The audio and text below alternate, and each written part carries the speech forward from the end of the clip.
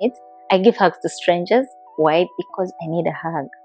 I feel like I need a hug anytime, every time. So while I need it, hi everyone, Edith is my name. Welcome back to Changing Times. It's been a while. It's a long time since we had, these conversations. I'm happy to be back. I feel like this is the second phase of it, considering the first phase was we were talking about the initial stages of loss. So if you're new to this channel was inspired by the loss of my husband. He passed on in 2021, and June this year he makes 4 years. It's been a journey. It's been a roller coaster some days. It's been good days some days, and it's been normal most of the time. But loss is loss, and my heart goes out to all those people that have lost their loved ones, that have lost value, that have suffered in different ways. My heart goes out to you. I also give you a big hug because I live for hugs. So this big hug is to let you know that you're cared for, that you're loved, and God cares about everything. Previously I talked about the different emotions, the different expressions, the different feelings, the different things that we experience when we receive the information of loss. And I also insisted that loss is personal. It is personal in the ways we deal. We can experience the same loss, we can even lose the same person, but we react, we experience, and we live differently. So we cannot use our personal judgment or our personal journeys to infer on other people's behavior, or to expect that other people should, react or feel or do the things that we do. We are also lucky that we experience these things and we thrive and we keep moving, because there are people who actually don't make it through their losses. My heart still goes out to those ones, and I hope that even in the deepest of the valley, that you experience hope, that you experience peace, that you experience anything that you need to hold on to bring you up. I remember when we last had a conversation, it was about the sovereignty of God, because I felt like some of those days when we have the moments of wonder, when we have the questions that we don't know who to answer, we have to turn to God. So I talked about that sovereignty of God, and if you haven't watched it, please go back and revisit and have and watch and see what's going on. Thank you for liking the page, the channel. Thank you so much for the messages. I have seen them. Thank you for those that have been led to ask for services. I thank you so much for choosing me. And I hope that these conversations give you some hope, that these conversations will help you to, thrive in your own losses. And I'm committed to going on with this. Thank you so much. So today, I would like to revisit some of the things that we have talked about, but also to think about the next stages. And for now, I want to talk about loss and gratitude. Gratitude is usually easier when things are going well. So I will use my experience, because my loss is personal to me. When my husband died, I was wondering how I would survive. The questions that I was asking were, how am I going to take care of the children? How am I going to move on? He's been feeling a certain part of, this union that we have. How am I going to go on? How is the bills going to be paid? How is the children going to school? How is these things going to be happening? My ideas God has a sense of humor. Also, God has a way He does His things. So today, I shout my gratitude firstly to Him that He has held me steadfast, that He has held my hand, that He has hugged me. And God, has done all these things through all of the human race that I've experienced. I have experienced so much love that even in those low moments, I remember one thing, that I'm loved, that I'm cared for. And it also makes me a lover. It also makes me a person that wants to care. It also makes me a person that wants to share the joy, the peace, that everything.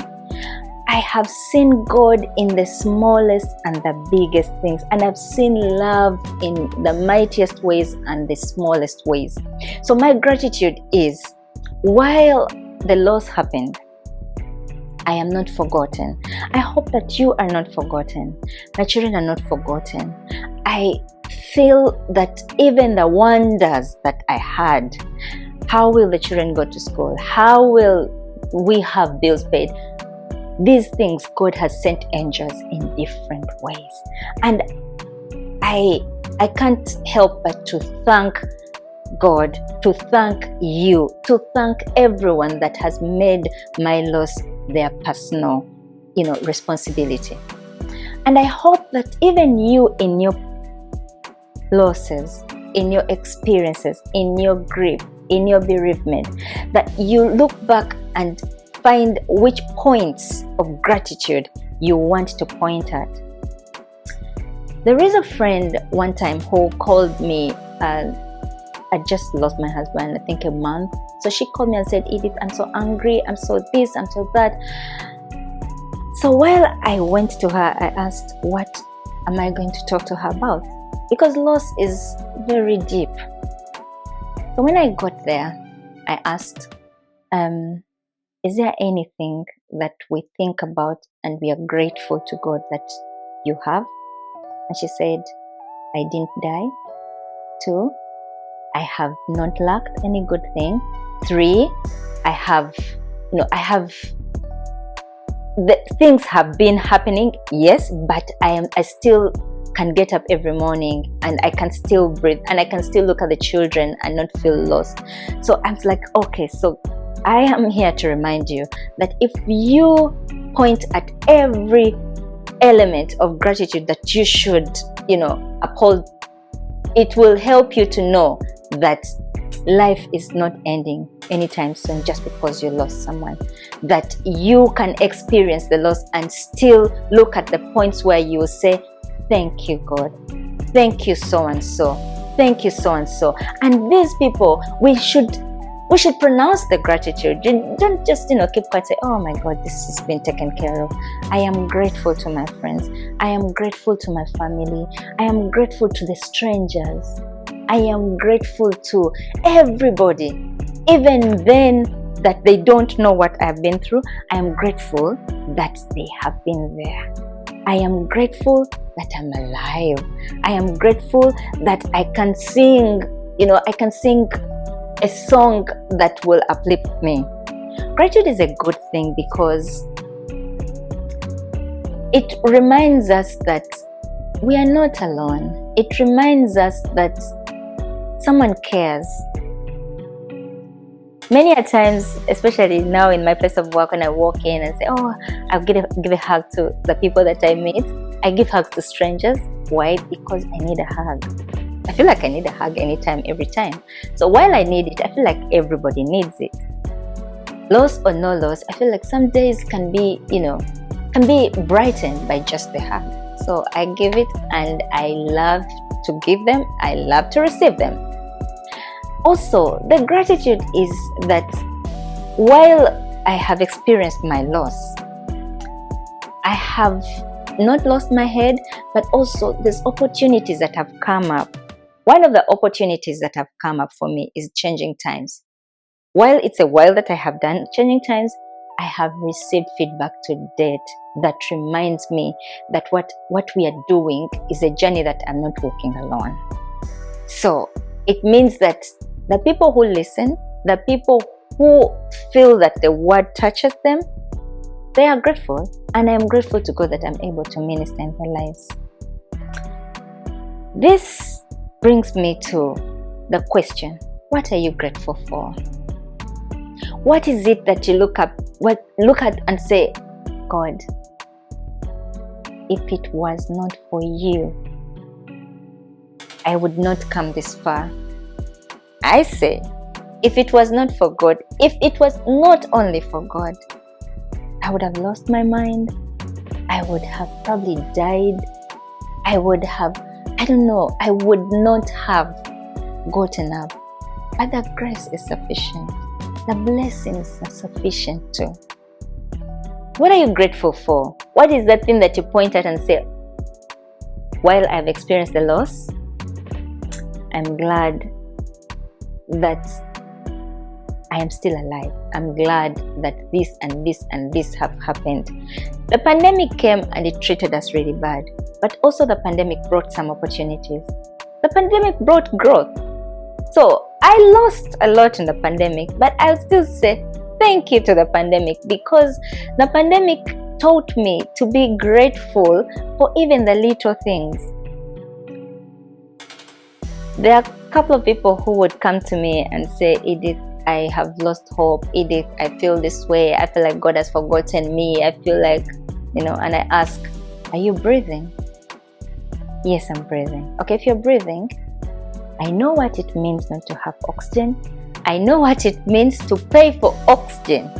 76 million, and you still lose the person. So, what is it that you're grateful for? What is it that you hold to? What is it that you look at? And this, I'm talking about the lives in the valley, because the lives in the valley are sometimes very, they take you to a moment of wonder. So in your valleys, how do you appreciate things? How do you look at the darkness and actually are grateful for the darkness, because it helps you know that there is light and appreciate light? The valley can be so dark that it is just you and your God, your thoughts and everything. So my gratitude is usually that I have sanity, that I'm not alone, that I'm surrounded, that we see another day, that there is many opportunities. Yeah, I would never have grown this much if I did not appreciate the loss as it came. I would never have grown even in the Lord if everything was as rosy as it used to be. But I'm grateful now that I've not died with the loss, that the children have grown, that my friendships still stand. Oh, they are amazing constants. They are. They have stood by me. But even from that, I have learned to stand. Yes, I was before, but now I do it with a different kind of feel. I will go and care for someone who needs my help, because I know what it feels like to need help. I know what it feels like to need care. I know what it feels like, to see the things that happen when you least expect them. So what is your point of gratitude? What is that thing that you look at and say, how could I have come this far if it were not for so and so or for this and that? Loss is a changing point. It brings about changing times. Please do not die with the change. Go on and live your lives. If you don't know how, ask. Talk to someone. Speak to God. Deep inside you, there is something that you can be grateful for. What is it that you're grateful for? Thank you so much for your time. Thank you so much for listening, for liking, for loving, and for sharing the word. I love you.